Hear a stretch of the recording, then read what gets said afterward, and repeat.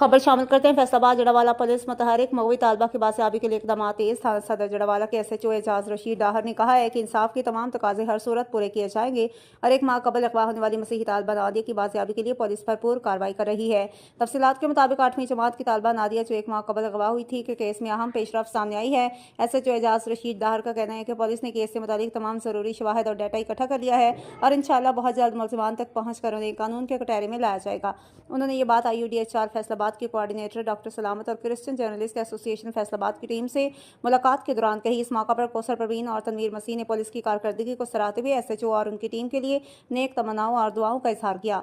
SHO थाना जड़ावाला ने मजीद कहा कि मुसलमान चाहे कितने ही आबासर क्यों ना हो, वो कानून की गिरफ्त से नहीं बच सकेंगे। उन्होंने यकीन दहानी करवाई कि मगवी बच्ची को जल्द अज जल्द बासियाब करवाकर बहिफाजत वालिदैन के हवाले किया जाएगा।